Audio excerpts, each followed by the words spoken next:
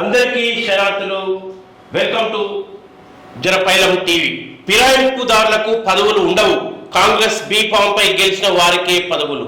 ఢిల్లీలో మీడియాతో chit chat లో సీఎం రేవంత్ రెడ్డి వ్యాఖ్య. వచ్చే నెల తొలి వారంలో మంత్రివర్గ విస్తరణ, పిసిసి అధ్యక్షుడి నియామకం, రుణమాఫీ మా తొలి ప్రాధాన్యత, 3-4 రోజుల్లో మార్గదర్శకాలు, హైదరాబాద్ పాత బస్తీ విద్యుత్ నిర్వహణ అదానీ సంస్థకు అప్పగింత, రాష్ట్రానికి 7 లక్షల కోట్లు అప్పులున్నాయి, వడ్డీలు తగ్గించుకునే పనిలో ఉన్నాం, కొత్త కమిషన్ నియామకం తర్వాత కులగణన చేపడతామని వెల్లడి. ఇతర పార్టీల నుండి కాంగ్రెస్ లోకి వస్తున్న వారికి రాష్ట్ర మంత్రివర్గంలో ఛాన్స్ కానీ నామినేటెడ్ పదవులు కానీ ఇచ్చే అవకాశం లేదని ముఖ్యమంత్రి రేవంత్ రెడ్డి స్పష్టం చేశారు. రాష్ట్ర మంత్రివర్గంలో పిసిసి నామినేట్ పదవుల్లో కాంగ్రెస్ పార్టీ నాయకుడికే పదవులు దక్కుతాయని, కొత్తగా వచ్చి చేరిన నేతలకు పదవులు ఉండవు. కేవలం కాంగ్రెస్ నుంచి బీఫామ్ తీసుకొని గెలిచిన వారికి, కాంగ్రెస్ లో ఉన్న వారికే పదవులు వస్తాయని చెప్పారు. పార్టీ అనుబంధ సంస్థల్లో క్రియాశీలకంగా పనిచేసిన నేతలకు నామినేట్ పదవుల్లో ప్రాధాన్యం ఇస్తామని అన్నారు. గురువారం ఢిల్లీలో తన నివాసంలో మీడియాతో చిట్ చాట్ చేశారు. వచ్చే నెల తొలి వారంలో నియామకాలట. కేబినెట్ విస్తరణ, పిసిసి పదవుల విషయంలో అధిష్టానంలో చర్చ జరిగిందని, అయితే ఎవరెవరికి ఇవ్వాలన్న దానిపై ఏ నిర్ణయం జరగలేదని రేవంత్ రెడ్డి తెలిపారు. కాంగ్రెస్ పార్టీలో సామాజిక న్యాయం ఎప్పుడు ఉంటుందని పేర్కొన్నారు. అంటే నిన్న మొన్న పోచారం శ్రీనివాస్ రెడ్డి తర్వాత మిగతా ఎమ్మెల్యేలు ఎవరైతే చేరారో వాళ్ళకు మంత్రి పదవులు ఇస్తారని చెప్పేసి ఒక పెద్ద ఊహాగానాలు వచ్చాయి. కానీ అటువంటి పరిస్థితి లేదు. రేవంత్ రెడ్డి ఢిల్లీలో ఇలా హైకమాండ్ మధ్యను పడుతున్నటువంటి నేపథ్యంలో ఒక కొత్త నిర్ణయాన్ని తీసుకురావడం జరిగింది. లేటెస్ట్ గా ఏంటంటే, కాంగ్రెస్ పార్టీ బీఫామ్ తీసుకొని గెలిచిన వాళ్ళకే మంత్రి పదవులు ఇస్తాము. ఇవాళ బిఆర్ఎస్ పార్టీని నుంచి వచ్చి చేరేటటువంటి ఎమ్మెల్యేలకు కానీ మిగతా నాయకులకు కానీ ఎటువంటి పదవులు ఉండవు అని చెప్పేసి ఇలా ప్రకటించడం పట్ల, ఎందుకంటే కాంగ్రెస్ లో మొన్న ఈ మధ్య జీవన్ రెడ్డి ద్వారా కొంత అసంతృప్తి అనేది మొదలైంది. ఆ అసంతృప్తిలో వాస్తవంగా అక్కడ ఉన్నటువంటి నేతలకు, అంటే బిఆర్ఎస్ పార్టీ నుంచి వచ్చి బిఆర్ఎస్ పార్టీ నుంచి కాంగ్రెస్ పార్టీలో వచ్చి చేరుతున్నటువంటి నేతలు మొత్తం పైచేయి సంపాదించేటటువంటి పరిస్థితి ఉంటుంది. Congress party main core cadre గత 50-60 సంవత్సరాల నుంచి పనిచేసుకుంటూ కాంగ్రెస్ పార్టీకి వచ్చినటువంటి నాయకులకు ప్రాధాన్యత తగ్గే అవకాశం ఉంది. కాబట్టి ఇవాళ దీనిపై కాంగ్రెస్ పార్టీలో అంతర్గతంగా తీవ్రమైనటువంటి చర్చ, తర్వాత ప్రతిఘటన ఎదుర్కోవాల్సినటువంటి పరిస్థితి రేవంత్ రెడ్డికి ఏర్పడింది. తద్వారా ఇవాళ ఢిల్లీకి పిలిపించుకున్నటువంటి అధిష్టానం అనేక తర్జన భర్జనల ద్వారా ఒక కొత్త నిర్ణయం తీసుకున్నారు. ఆ కొత్త నిర్ణయం కాంగ్రెస్ పార్టీలో కోర్ క్యాడర్ గా పనిచేసేటటువంటి కార్యకర్తల, నాయకుల, సీనియర్ నాయకుల విజయం అని చెప్పుకోవచ్చు. ఎందుకంటే నిన్న మొన్న జరుగుతున్నటువంటి పరిణామాలన్నీ కూడా ఉన్నాయి. ఎందుకంటే ఇలా టీడీపీ నుంచి రేవంత్ రెడ్డి టీడీపీ నుంచి ఇలా కాంగ్రెస్ పార్టీలో చేరారు. కాబట్టి టీడీపీకి సంబంధించినటువంటి శ్రేణులకే అత్యధిక ప్రాధాన్యత ఇచ్చేటటువంటి ప్రమాదం ఉంది. కాంగ్రెస్ పార్టీ మనుగడకే ప్రమాదం ఉంది. కాబట్టి ఇవాళ కాంగ్రెస్ పార్టీని సేవ్ కాంగ్రెస్ అనే పేరుతో అంతర్గతంగా చాలా తీవ్రమైనటువంటి పోరాటం జరిగింది కాంగ్రెస్ పార్టీలో. తద్వారా ఈ జీవన్ రెడ్డి లాంటి ముఖ్య నేతలు అధిష్టానంతో చర్చించిన క్రమంలో అనేక విషయాలు కూడా వెలుగులోకి వచ్చాయి. దాంతో కాంగ్రెస్ పార్టీ యొక్క కార్యకర్తల పరిరక్షణ ధ్యేయంగా ఇవాళ ఒక ముఖ్య నిర్ణయం తీసుకోవడంలో భాగంగానే కాంగ్రెస్ పార్టీ బీఫామ్ పొందిన వాళ్ళకే టికెట్లు ఇస్తామంటున్నారు. ఇప్పుడు అనుకోవాలి ఏంటంటే, పోచారం శ్రీనివాస్ రెడ్డి లాంటి వాళ్ళకు ఇలా మంత్రి పదవులు కష్టమే. దానం నాగేందర్ లాంటి వాళ్ళకు కూడా మంత్రి పదవులు కష్టమే. ఎటువంటి పదవులు ఇచ్చేటటువంటి అవకాశాలు కేవలం ఎమ్మెల్యేలుగానే వాళ్ళు కొనసాగేటటువంటి పరిస్థితి ఉన్నది. ఇది కాంగ్రెస్ పార్టీలో ఉన్నటువంటి కార్యకర్తల, సీనియర్ నాయకుల కోర్ కాంగ్రెస్ పార్టీ కార్యకర్తల, సీనియర్ నాయకుల విజయం అని మనం చెప్పుకోవచ్చు. 6 నూరవకుండా వలసల అడ్డుకట్టుపై బిఆర్ఎస్ అధిష్టానం ఫోకస్. అధికార పార్టీ వలలో నేతలు, ఎమ్మెల్యేలు ఇప్పటికే కారు దిగిన 1/2 మంది ఎమ్మెల్యేలు, కేకే, కడియం, ఇంద్రకరణ్ లాంటి ముఖ్య నేతలు పదవులు అనుభవించిన నేతలే వెళ్తుండడంతో శ్రేణుల్లో అయోమయం.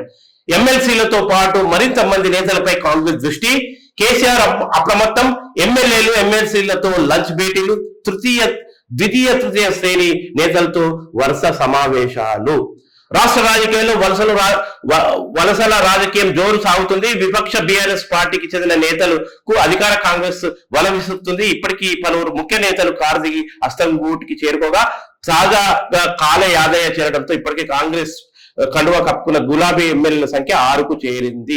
తర్వాత శాసన మండలి అధికార పార్టీకి నామమాత్రం సంఖ్యాబలం ఉండడంతో శాసన మండలిలో బీఆర్ఎస్ ఎమ్మెల్యేల లక్ష్యంగా కూడా ఆ పార్టీ కసరత్తు చేస్తున్నట్టు సమాచారం. వీటన్నిటికీ ఈ కాంగ్రెస్ ఏదైతే వలసలకు ప్రోత్సహిస్తుందో ఆ వాటిని నివారించడానికి ఇలా తన farm house Errabelli farm house కేంద్రంగా కేసీఆర్ బీఆర్ఎస్ పార్టీ పరిరక్షణ ధ్యేయంగా కొంత ప్రయత్నాలు చేస్తున్నాడు. తన ఫామ్ హౌస్ కు ద్వితీయ తృతీయ శ్రేణి నాయకులను ఆయా జిల్లాల నుంచి పిలిపించుకొని ఇలా బీఆర్ఎస్ పార్టీ యొక్క కార్యకర్తల యొక్క మనోస్థైర్యాన్ని నింపడానికి చాలా ప్రయత్నాలు చేస్తున్నాడు. కార్యకర్తలనే నేతలుగా చేస్తా, ఎర్రవల్లిలో శ్రేణులతో మాట్లాడుతున్న కేసీఆర్ కార్యకర్తలనే నేతలుగా చేస్తా, దొంగల్లో కలిసేటోళ్ళ గురించి బాధ వద్దు, ఆలోచించాల్సిన అవసరం అసలు లేదు, ఒక్కరు బయటకు వెళ్తే 10 మందిని తీర్చిదిద్దేందుకు సత్తా మనకున్నది, నేతలు కార్యకర్తలు కేసీఆర్ మళ్ళా మీకు పదే చెప్తున్నాం ఏంటంటే మీరు ముఖ్యంగా బీఆర్ఎస్ పార్టీని ముంచింది నీ కుటుంబము, నీ కొడుకు బిడ్డ, తర్వాత మీ పరివారం అంతా. ఫస్ట్ వాళ్ళను నేను పక్కకు పెట్టిస్తున్నా, రాజకీయాల్లో వాళ్ళ జోక్యం ఉండదు, వాళ్ళ వ్యాపారాలు వాళ్ళు ఏదో చూసుకుంటారు, రాజకీయాలు నేను రానియను. ఎందుకంటే నేను తెలంగాణ ఉద్యమానికి ఒక నాయకత్వం వహిస్తూ టిఆర్ఎస్ పార్టీలో నా ద్వారానే ఈ పార్టీ అభివృద్ధి చెందింది, తద్వారా ప్రజల యొక్క త్యాగాలతో ఈ పార్టీ ఒక అధికారంలోకి వచ్చిందని చెప్పి ఒక ప్రకటన చేసి నా బిడ్డ కవిత ఈ రకంగా చేసింది, ఆ బిడ్డను కూడా నేను ఈ ఆరోపణలు ఎదుర్కొంటుంది కనుక నా బిడ్డను కూడా నేను పార్టీ నుంచి పక్కకు పెట్టేస్తున్నాను ఒక ప్రకటన ఖచ్చితంగా చేయాలి. అప్పుడు చిత్తశుద్ధి అంటారు కేసీఆర్ది. కానీ అటువంటి ప్రకటన చేస్తున్నావా? అటువంటి ప్రకటనలు ఇంతవరకు రాలేదు. మన పైలం టీవీ నుంచి కూడా మేము అడిగాం.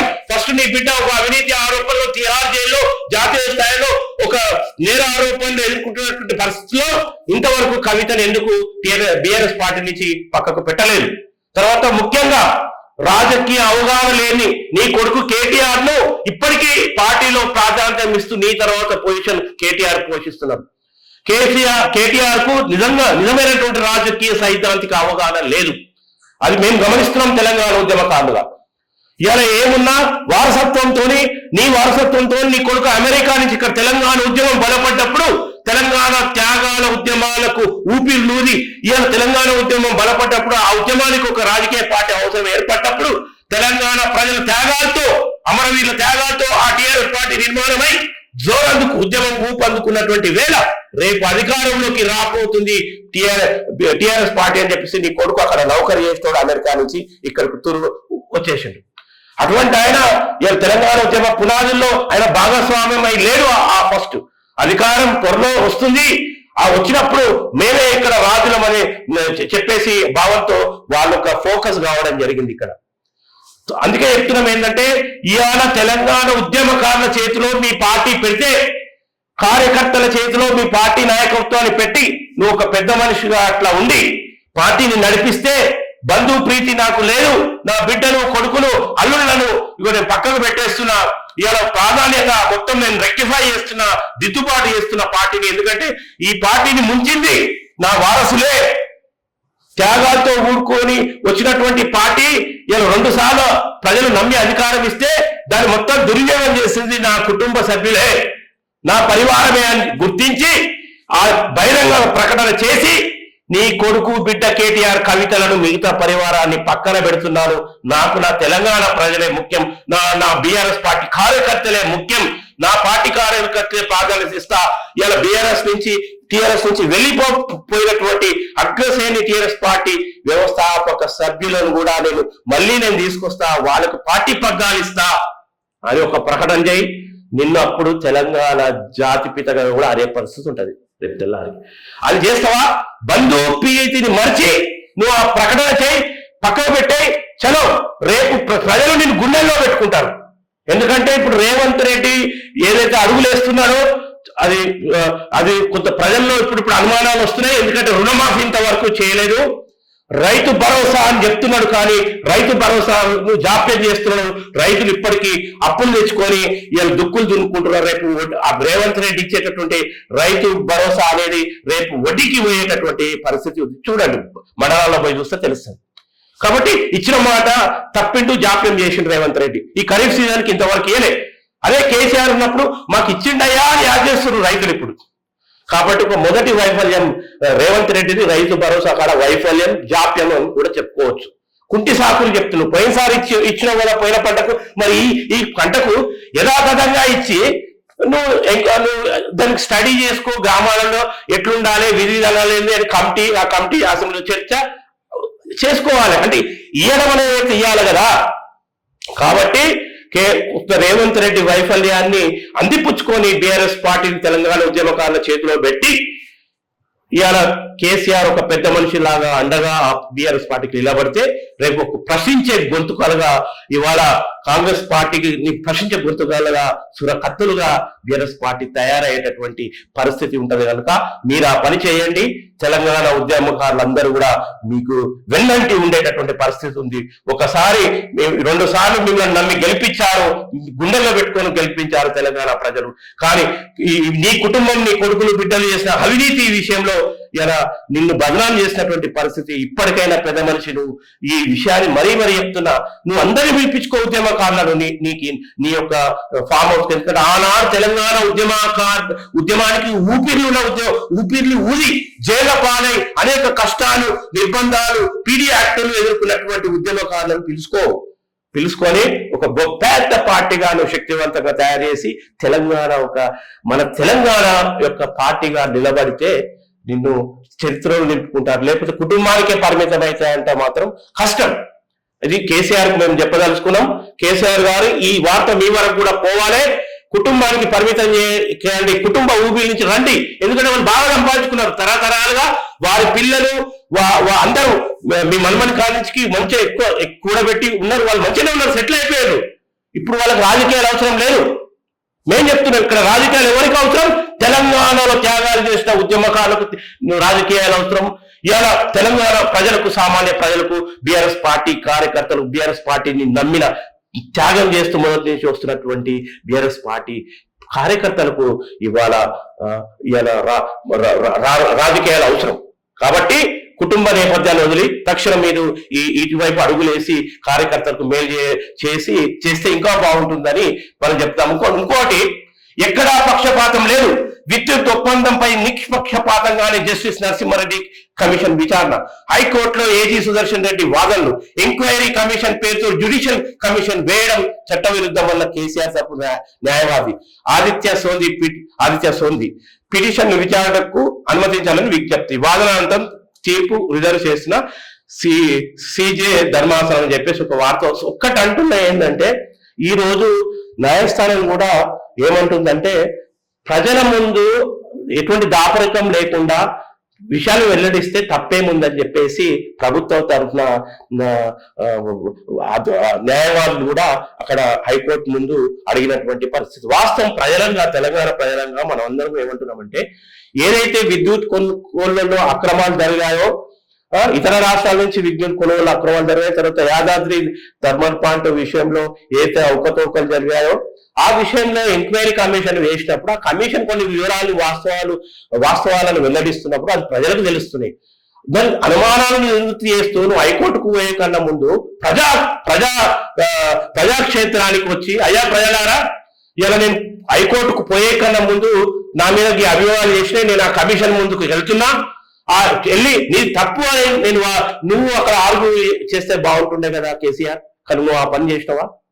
ఇవాళ వాళ్ళు ఏమంటున్నారు, ఆ నరసింహారెడ్డి వెల్లడించేటటువంటి విషయాలన్నీ కూడా వాస్తవికం అనిపిస్తున్నాయి.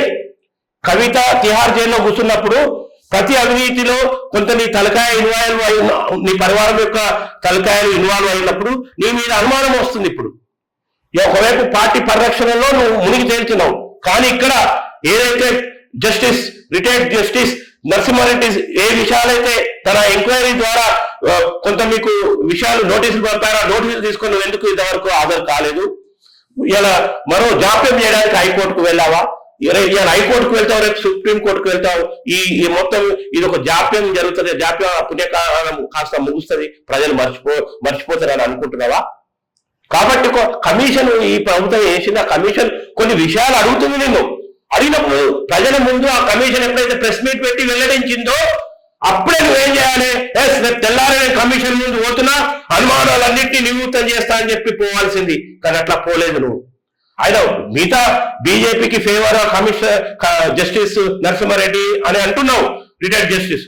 కానీ అన్నా కానీ ఇంకా ఛాలెంజ్ గా పోయి అరే బీజేపీకి ఫేవర్ ఇతను, మరి నా మీద ఇట్లా జరిగింది, అడిగిన ప్రశ్నలకు నేను సమాధానం ఇట్లా చెప్పినా అని పోకపోయినావు. మరి ఎందుకు పోలేదు అంటే దీనిపై అనుమానాలు కలుగుతున్నాయి. హైకోర్టు కూడా కొంత వాదనలు విని రిజర్వ్ చేసినటువంటి పరిస్థితి మనం చూస్తున్నాం. పార్లమెంట్ లో నీట్ రగడ, పరీక్షల్లో అక్రమాలపై వెంటనే చర్చించాలని విపక్షాల డిమాండ్, అంగీకరించని Lok Sabha speaker. Rajya Sabha chairman insult ఓరెత్తిన ప్రతిపక్షాలు. ఉభయ సభలు పలుమార్లు వాయిదా. రాజ్యసభలో వెల్లోకి ఖార్గే దూకి రావడంపై జగద్దీప్ ధన్గఢ్ ఆగ్రహం అని చెప్పేసి ఇంకోటి నెత్తులు ఓడుతున్నటువంటి రహదారులు, ప్రాణం తీసిన అతివేగం, రోడ్డుపై ఆగి ఉన్న లారీని ఢీకొట్టి మేకల లారీ, 5 అక్కడే మృతి. చేగుండ శివార్లో ఈ ఘటన జరిగింది. లారీ టెంపో ఢీ 13 మంది మృతి.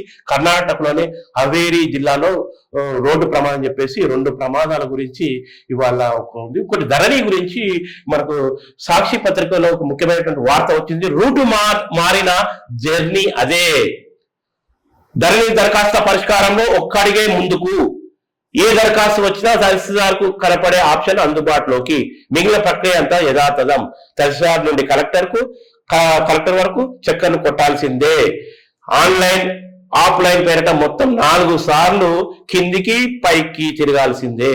ఈ ప్రభావంలో మార్పు వస్తేనే ధరణి దరఖాస్తుల శీఘ్ర పరిష్కారంకి అవకాశం. నేడు జిల్లా కలెక్టర్లతో ధరణి పోర్టల్ పై CCLA వీడియో కాన్ఫరెన్స్. చూసినా ఏది రూట్ మారిన జర్నీ అదేనట. ధరణిలో గొప్ప మార్పులు ఏం తీసుకొస్తలేరు. చూడు, కొందరు అభ్యంతరం వ్యక్తం చేస్తున్నారు. ఇలా ఎన్ని తీర్లు అయినా 4 సార్లు కిందికి పైకి తిరగాల్సిందంట. మరి 4 సార్లు కిందికి పైకి తిరగాల్సినటువంటి అవసరం ఏంటి? ధరణికి సంబంధించినటువంటి ఏదైతే అంశాలు ఉంటాయో అది ఈ పేపర్ల నుంచి దాన్ని అప్లోడ్ చేసి పంపి మరి అవి కిందికి పైకి అనే వరకు రైతులు ఎదుర్కొన్నటువంటి పరిష్కారం ఏదైతే ఆశిస్తున్నారు అది జరగదు అని చెప్పేసి ఇలా ఒక వార్త వస్తుంది. ప్రయోజనం ఏంటంటే తహసీల్దారు అనుభవంతో చెప్తున్నారు. దరఖాస్తు పరిష్కారం చేసే రూటు మారింది, కానీ ఆ పరిష్కారం కోసం దరఖాస్తు చేయాల్సిన ప్రయాణం జర్నీ మాత్రం మారలేదని, అలాంటప్పుడు రూటు మార్చడం వల్ల ఒలగూరే ప్రయోజనం కూడా ఏమీ లేదని తహసీల్దార్లు చెబుతున్నారు. అంటే అర్థమైందా? ప్రస్తుతం ఉన్న విధానంలో ధరణి దరఖాస్తులను తహసీల్దార్ ఓపెన్ చేసిన ఆన్లైన్ ఆఫ్లైన్ రికార్డులను RDO జేసీ కలెక్టర్లకు 4 స్థాయిల్లో పంపాలని, ఇందుకు సంబంధించిన డాక్యుమెంట్లు అప్లోడ్ చేసి ఆన్లైన్ లో ప్రింట్లు తీసి అప్లోడ్ లో పంపాల్సి వస్తుందని ఆపోయారు. ఇలా కాకుండా ఆన్లైన్ లో దరఖాస్తు పరిశీలించి త్వరగా ఆన్లైన్ లోనే రీమార్క్ పంపితే సరిపోతుందని ఇందుకు సంబంధించిన డాక్యుమెంట్. అంటే చూడండి, సులువు మార్గం కూడా MROలు చెప్తారు.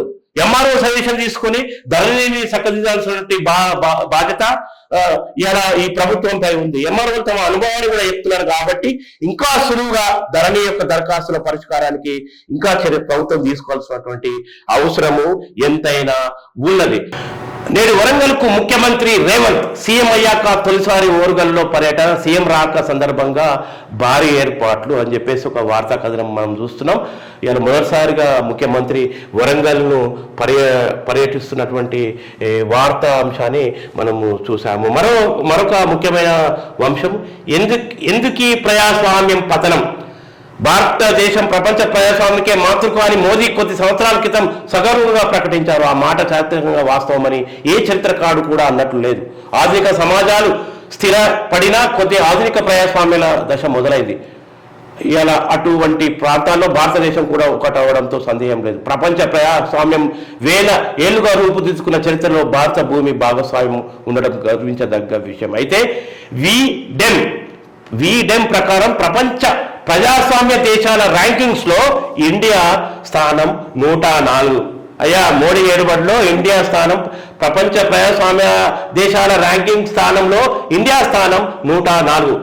మొత్తం 179 దేశాలతో పోల్చినప్పటి స్థితి ఇది. భారత్ లాంటి మహత్తర దేశం స్థానం ఎందువల్ల పడిపోయినట్టు, ఆ పతనానికి బాధ్యులు ఎవరు? ఎందువల్ల పడిపోతుందంటే ఊపా లాంటి అక్రమ చట్టాలు చేస్తున్నారు. జూలై నుంచి 3 కొత్త క్రిమినల్ చట్టాలు తెచ్చి అత్యంత నిరంకుశంగా ఇంకా ప్రవర్తించబోతున్నారు. కాబట్టి రేపు 104 స్థానాల నుంచి 179వ స్థానంకు దిగజారే పరిస్థితి ఉంది. మనకు ప్రజాస్వామ్య వ్యవస్థ, ప్రజాస్వామ్య దేశం అని పేరున్న దేశాన్ని మోడీ ఒక అప్రకటిత ఎమర్జెన్సీని అమలు చేస్తూ నిరంకుశ చట్టాలను తీసుకొస్తూ, ఊపాలని నిరంకుశ చట్టాలను తీసుకొస్తూ ఇప్పుడున్నటువంటి చట్టాలకు నకలుగా నూతన 3 క్రిమినల్ చట్టాలు తెస్తూ ప్రశ్నించే గొంతులను ఒక దేశద్రోహులుగా ప్రకటించి జైళ్లలో నిర్బంధించేటటువంటి ప్రమాదం ఉంది. ఉగ్రవాదుల ముద్ర వేసి పోలీసులకు మెజిస్ట్రేట్ అధికారిచ్చి, సూపరింటెండెంట్ ఆఫ్ పోలీసులకు మెజిస్ట్రేట్ అధికారాలు ఇచ్చి, ఆ మెజిస్ట్రేట్ ఇక తన మైండ్లో ఏదైతే అనుకుంటాడో వాడు ఉగ్రవాదే, ఆ ఉగ్రవాది అని ఆయన ఉగ్రవాది కాకుండా సామాన్యవాడు ఉగ్రవాది అని చెప్పేసి తీసుకొచ్చి జైల్లో వేసి అక్రమంగా నిర్బంధించే చట్టాలను తీసుకొస్తున్నాయా వీళ్ళు? ఇప్పటికే నువ్వు ఉపాధి తీసుకొచ్చినాక మనది ప్రపంచంలో ఉన్న ర్యాంకింగ్ ఇక 104 ప్రజాస్వామ్య దేశాల ర్యాంకింగ్లో 104కు చేరుకున్నాము. ఇక నువ్వు ఆ 3 క్రిమినల్ చట్టాలను అమలు చేస్తే 179వ స్థానానికి లాస్ట్ మనమే పోతాం. ప్రజాస్వామ్య వ్యవస్థను పతనం చేస్తున్నావు. ఇలా ప్రజాస్వామ్య ఇలా ఇక్కడ భారతదేశాన్ని ఇండియాలో భిన్నత్వంలో ఏకత్వంగా చూసుకున్నాం మనం. అటువంటి దేశంలో ఇలా ప్రజాస్వామ్యం కొంత దేశంలో ఒక భారతదేశం అంటే ప్రజాస్వామ్యం దేశం అని చెప్పేసి అనుకుంటున్నట్టు వేళ నువ్వు ర్యాంకు దిగజార్చడం అనేది మనం తెలుసుకోవచ్చు. మరొక ముఖ్యమైనటువంటి వార్త, ఊపాను తలదనే సెక్షన్ ఇలా 113 ఊపాను తలదనే సెక్షన్ 113 తీసుకొస్తుందట. ఈ కొత్త నేరాల చట్టాలు జూలై 1 నుంచి దేశవ్యాప్తంగా అమల్లోకి రాబోతున్నాయి. ఈ చట్టాలపై ఒకవైపు తీవ్రమైన విమర్శలు, మరోవైపు పొగడ్తలు వినబడుతున్నాయి. ఎవరి వాదన ఎలా ఉన్నా భారతీయ న్యాయ సంహిత, భారతీయ శిక్షా స్మృతిలోని సెక్షన్ 113 మాత్రం ఒక ప్రత్యేక విషయంగా నిలుస్తుందని చెప్పక తప్పదు. ఎందుకంటే అది ప్రజాస్వామ్య వ్యతిరేకమైనది కాబట్టి చట్ట వ్యతిరేక కార్యక్రమాల నిరోధక ఊపా చట్టంలోని ఉగ్రవాద చర్యలకు సంబంధించిన సెక్షన్ 115ను యథాతథంగా భారతీయ న్యాయ సంహిత సెక్షన్ 113గా చేర్చారు. కేవలం చట్ట వ్యతిరేక కార్యక్రమాలకు పాలకే ఊపాను పరిమితం చేయకుండా మొత్తం దేశ సమగ్రతను, సార్వభౌమత్వాన్ని ఉగ్రవాద చర్యలతో భగ్నం కలిగించే వారికి వరకు ఊపా చట్టాన్ని విశ్వపరిచారు. అయితే ఈ 2 అంశాలను ఒకే చట్టంగా ఏకరూపంలోకి తీసుకురావడంతో అభ్యంతరాలు ఉన్నాయి. ఇక నువ్వు స్టార్ట్ చేసినావు, అప్రకటిత ఎమర్జెన్సీలో ఇక స్పీడ్ అనుకున్నావు, ఊపాతో మొదటి గేర్ వేసినావు. ఇలా అప్రకటిత ఎమర్జెన్సీలో ఇలా 3 క్రిమినల్ చట్టాలతో నిరంకుశంగా వివరించబోతున్న 2వ గేర్ వేసినావు. అంటే ఇదంతా కూడా అప్రకటిత ఎమర్జెన్సీ నడుస్తున్నది. ఇక 4వ గేర్ వేసే వరకు ఈ స్పీడ్, 3వ గేర్ 4వ వేసే వరకు దేశాన్ని మొత్తం ఇందిరాగాంధీని ఎమర్జెన్సీని తలదనే విధంగా నీది అత్యంత హిట్లర్ ఎమర్జెన్సీని తీసుకొచ్చే పరిస్థితులు ఉన్నాయి. అనుమానాలు వస్తున్నాయి. అందుకే ఇటువంటి నిరంకుశ చట్టాలు తీసుకొస్తున్నావు. దాన్ని మించినటువంటి ఊపాను తలదనే సెక్షన్ 113 ఒక సంస్కృత పదంతో ఒక చట్టాన్ని నువ్వు తీసుకురావడము, దీన్ని ప్రశ్నించే ప్రజలందరినీ కూడా జైళ్లలో వేయడం.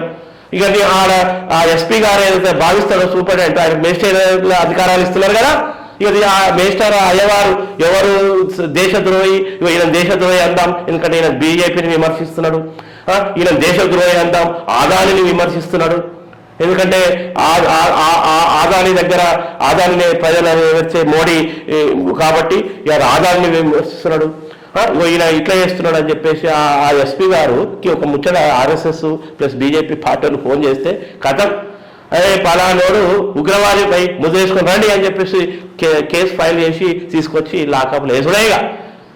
ఇక లాస్ట్ ఆయన నిరూపించుకుంటే నేను నిర్దోషని ఎట్లా సాక్ష్యాలు తెచ్చిపెట్టలేరు కదా. ఇక అక్రమంగా నిర్బంధిస్తుంది. ఆ అక్రమంగా నిర్బంధించే వరకు కొన్ని నెలలు గడుస్తుంది. అటు కుటుంబం వాళ్ళు బాగా బాధపడుతుంటారు, ఆ వ్యక్తిని అక్రమంగా నిర్బంధిస్తారు. ఇవన్నీ ప్రజాస్వామిక విరుద్ధమైనవి. అందుకే 107 స్థానానికి మన ప్రజాస్వామ్య వ్యవస్థ పడిపోయింది. ఒక రిపోర్ట్ కూడా చెప్తుంది అంతర్జాతీయంగా. మోడీ గారు ఈ విధానాలు అవమానిస్తే ఇక ప్రజాస్వామ్య వ్యవస్థ అంతా పతనమే. ఇవాళ ఒకటి మాత్రం జర జాగ్రత్తగా ఉండాలి. భాగస్వామ్య పక్షాలతో మద్దతుతో నువ్వు ప్రభుత్వాన్ని ఏర్పాటు చేసినావు. ఇక నువ్వు అప్పుడు ఏకచక్రాధిపత్యంగా ఇట్లాంటి చట్టాలను ఎట్లా తీసుకొచ్చినావు? 147 మంది విపక్ష ఎంపీలు పార్లమెంట్ నుంచి వెళ్ళగొట్టి పంపించి వాళ్ళు లేని సమయంలో ఈ చట్టాలను నువ్వు తీసుకొచ్చినావు. ఈ చట్టాలను కేంద్ర హోంశాఖ రూపొందిస్తే ఇవాళ కేవలం ఏం చదువుకున్నారో బీజేపీ ఎమ్మెల్యేలు నాకు తెలియదు, కానీ చాలా మంది కొంత చట్టాలపై అవగాహన ఉన్న వాళ్ళు ఉన్నారా లేదో తెలియదు, కానీ తలూపారట. రైట్ అని కేంద్ర హోం మంత్రి శాఖ చట్టాన్ని రూపొందిస్తే తలూపిన ఎమ్మెల్యేలు మన ఎంపీలు బీజేపీ ఎంపీలు తలూపి ఓటేసారట. ఓటేయడం ద్వారా చట్టాన్ని అమలుకు తీసుకొచ్చారు. అసలు చట్టాన్ని అమలుకి తీసుకొచ్చే ముందు దేశ సమగ్రతకు సంబంధించినటువంటి చట్టాలు ఇవి. అమలు తీసుకొచ్చే ముందు న్యాయ కోవిధులతో అడ్వకేట్స్తో మొత్తం ఇండియా వ్యాప్తంగా ఉన్నటువంటి అడ్వకేట్స్ అసోసియేషన్లతో న్యాయవాది సంఘాలతో సుప్రీంకోర్టు న్యాయవాది సంఘాలు ఉన్నాయి, ఇలా హైకోర్టు ఆయా రాష్ట్రాల హైకోర్టు న్యాయవాదుల సంఘాలు ఉన్నాయి, జ్యుడిషియరీ అకాడమీస్ ఉన్నాయి, న్యాయ కోవిధులు ఉన్నారు.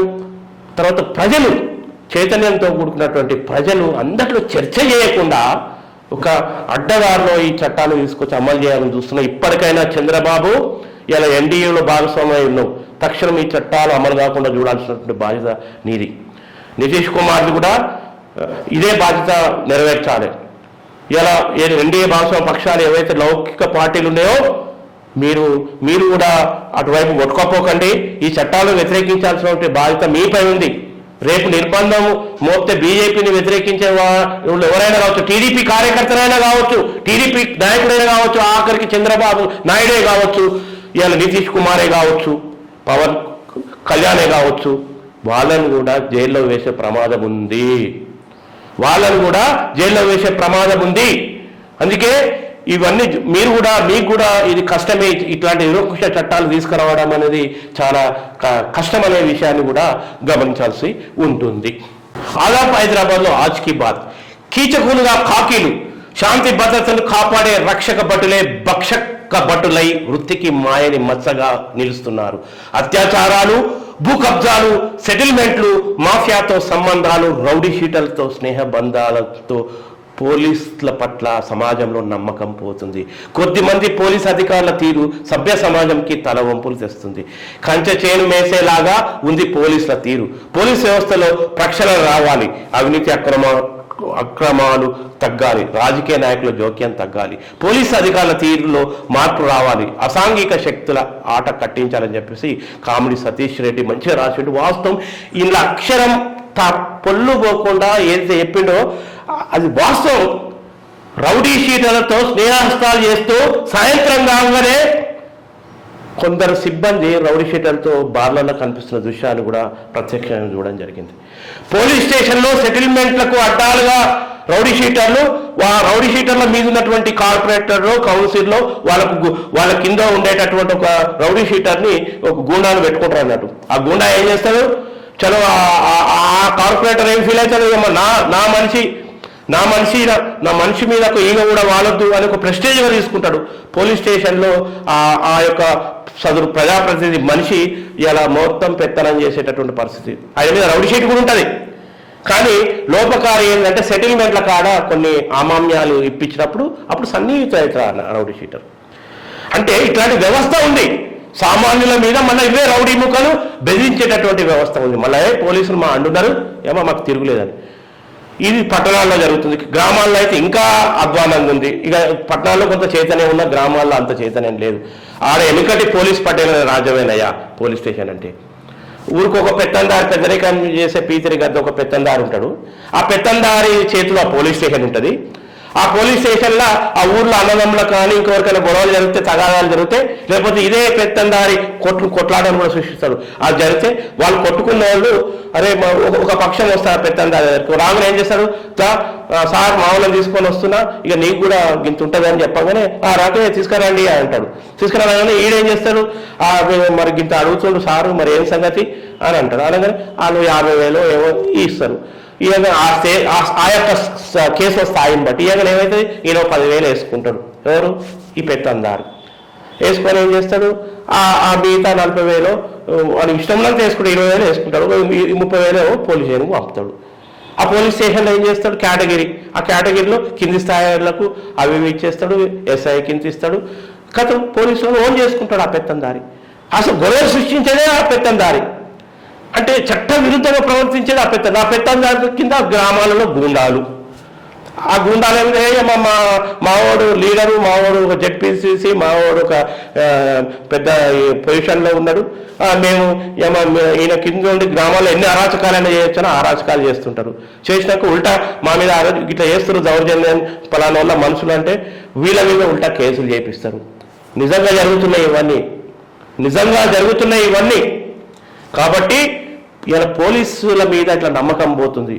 ఇలా మోడీ తెచ్చే నూతన చట్టం ప్రకారము ఇక మెజిస్ట్రేరియల్ పవర్ ఇక ఎస్పీకి, జిల్లా ఎస్పీకి ఇస్తే ఇక ఏమవుతుంది, ఇక ఇటువంటి పోలీసు అందరు పోలీసులను అంటలేము మనం, అందరు పోలీసులు అట్లా చేయరు తెలుసు. మంచి పోలీసులను కూడా చూసినాం, నిజాయితీగా పనిచేసే అధికారులను కూడా మనం చూసినాం. అందరు పోలీసులు అట్లా చేయరు, అందరినీ కూడా అంటలేము. ఇట్లాంటి దొంగ పనులు చేసే వాళ్ళని అంటున్నాం. ఇంకా రాజ్యాంగం మీద ప్రమాణం చేసి వాళ్ళు పనుల్లో ఇవాళ కర్తవ్యాన్ని చేపట్టారు కదా, ఇలా మాట తప్పి ఇట్లాంటి అడ్డదారులు పోయేటటువంటి వాళ్ళని అంటున్నాం. అనాల్సిన అవసరం కూడా ఉంది. కాబట్టి ఇలా మోడీ తెచ్చే నూతన చట్టం ప్రకారము ఎస్పీ చేతిలో రిజిస్టర్ పవర్ పెడితే ఇంకా మరింత ఇట్లా కీచక కాకీలు ఇలా శాంతి భద్రతను కాపాడే వాళ్ళు రక్షక భక్షకులయ్యేటటువంటి పరిస్థితి ఉత్పన్నమవుతుంది. మోడీ తెచ్చే చట్టాల ద్వారా కూడా ఇంకా నిరంకుశత్వం పెరుగుతుంది, ఇంకా అరాచకం పెరుగుతుంది, పాత పోలీస్ పటేళ్ల రాజ్యం వస్తుంది. కాబట్టి ఇలా సత్వరం హోమ్ మినిస్ట్రీని ముఖ్యమంత్రి చేతుల్లో పెట్టుకున్నావు కదా రేవంత్ రెడ్డి, ఈ విషయాల పట్ల పాత మీ పోలీస్ పటేల్ మన్మోహన్ ఉండకు దయచేసి. మాకు కూడా కొంత అనిపిస్తుంది, పోలీస్ పటేల్ మన్మోహన్ అని చెప్పుకుంటావు నువ్వు, మళ్ళీ నువ్వు కూడా పోలీస్ పటేల్ లాగా చేయకు. ఇటునా రేవంత్ రెడ్డి పటేలా, నువ్వు కూడా పోలీస్ పటేల్ లాగా చేయొద్దు. ఎందుకంటే ఇప్పటికే చాలా హైదరాబాద్లో చాలా నేరాలు జరుగుతున్నాయి. ఒక కవిత కూడా రాసిండు మన కామెడీ సతీష్ రెడ్డి అద్భుతంగా. వీటి పట్ల శాంతి భద్రతను కాపాడే విషయం, ఎందుకంటే నీ అండర్లో పెట్టుకున్న హోమ్ మినిస్ట్రీ కాబట్టి పోలీస్ పటేల్ కొడుకులాగా కాకుండా తెలంగాణ పీపుల్స్ పోలీస్ పటేల్ గారు పటేల్ అనంతిగా Telangana people's police home minister గారు ఉండాలని మేము కోరుకుంటున్నాము. తర్వాత ఢిల్లీని ముంచెత్తిన భారీ వర్షాలు. ఇక చూడండి, పలు ప్రాంత వీధుల్లో జలమయం, విమానాశ్రయంలో కూలిన టెర్మినల్ కప్పు, కారులో ఉన్న వ్యక్తి అక్కడ మురి, పలు కార్లు ధ్వంసం, సహాయక చర్యలు ముమ్మరం, సంఘటనా స్థలం పరిశీలించిన మంత్రి అని చెప్పేసి ఉండు. ప్లాన్ పాప్ కేసీఆర్ స్వయంగా దిగినా ఆగని వలస అని చెప్పేసి ఒక వార్తా కథనాన్ని చూస్తున్నాం. మరోవైపు ఘనంగా పివి జయంతి వేడుకలు, షాద్నగర్లో భారీ పేలుడు. పాపం వలస కార్మికులు, ఎక్కడ మరణించిన వలస కార్మికులు. ఈరోజు ఒక దుర్ఘటన జరిగింది. బీహార్కు చెందినటువంటి దంపతులు పాపం వాళ్ళు కష్టం చేసుకొని బతికేటవారు, వాళ్ళ కొడుకు చిన్న పాపను ఇలా కుక్కలు కలిసి కుక్కల దాడిలో చనిపోయాడు. వలస జీవులు ఎక్కడ పోయినా బలవుతున్నటువంటి పరిస్థితి. రెక్కలు తప్ప ఆస్తులైన వలస జీవులు కాయ కష్టం చేసుకోవడానికి మన హైదరాబాద్ నగరానికి వస్తే, హైదరాబాద్ శివారు ప్రాంతమైన షాద్నగర్లో భారీ పేలుడు సంభవించింది. శుక్రవారం సాయంత్రం గ్లాస్ కంపెనీలో భారీ అగ్ని ప్రమాదం తీరని విషాదం నింపింది. వివరాలకు వెళ్తే రంగారెడ్డి జిల్లా షాహిద్ నగర్లో ఈ దుర్ఘటన జరిగింది అనేది ఒక విషాదకరమైనటువంటి వార్త. వాస్తవంగా వాళ్ళు బతుకు తెరువు కోసం ఇంత దూరం వలస వచ్చి వాళ్ళు కాయకష్టం చేసుకున్న వాళ్ళు ఈ రకంగా ఒక దుర్ఘటనలో షాహిద్ నగర్ మండలం బూర్గుల గ్రామ శివార్లోని స్థానిక సౌత్ గ్లాస్ ప్రైవేట్ లిమిటెడ్ కంపెనీలో ప్రవశాత్తు కంప్రెషర్ పేలింది. ఈ గ్యాస్ కంప్రెషర్ ఫ్యాక్టరీలో గ్యాస్ కంప్రెషర్ చేస్తుండగా పేలుడు సంభవించినట్టు సమాచారం. ఈ దుర్ఘటనలో అక్కడే పనిచేస్తున్న 6 కార్మికులు అక్కడికక్కడే ప్రాణాలు కోల్పోయారు. పేలుడు దాటికి మృతదేహాలు అన్ని ఛిద్రమైపోయాయి. 30 మందికి పైగా 30 మందికి తీవ్ర గాయాలంటే తెలుసు. ఇందులో కొందరు ఆరోగ్య పరిస్థితి విషమంగా ఉన్నట్టు సమాచారం. అగ్ని ప్రమాద సమయంలో ఫ్యాక్టరీలో 150 మందికి పైగా కార్మికులు పనిచేస్తున్నట్టు తెలుస్తుంది. అంటే ఇంత ఘోరమైనటువంటి సేఫ్టీ డిపార్ట్మెంట్ ఏం చేస్తుంది అసలు? సేఫ్టీ డిపార్ట్మెంట్ సరైన చర్యలు తీసుకోవాలి. ప్రమాదాలు జరిగినాక ఈ ఆగమేఘాల మీద పోతారు. మొత్తం కూడా చాలా మటుకే అయితే ఆమామ్యాల మీద నడుస్తున్నది చాలా ప్రభుత్వ డిపార్ట్మెంట్లో. వాళ్ళు వస్తారు, నామాత్రంగా ఇన్స్పెక్షన్ చేసిపోతారు. కానీ వాళ్ళు చిత్తశుద్ధితో ఇట్లా పనిచేస్తే పాపము ఇట్లాంటి కార్మికుల ప్రాణాలు పోయేటటువంటి, అమూల్య ప్రాణాలు దక్కేటటువంటి పరిస్థితి ఉండేది కదా.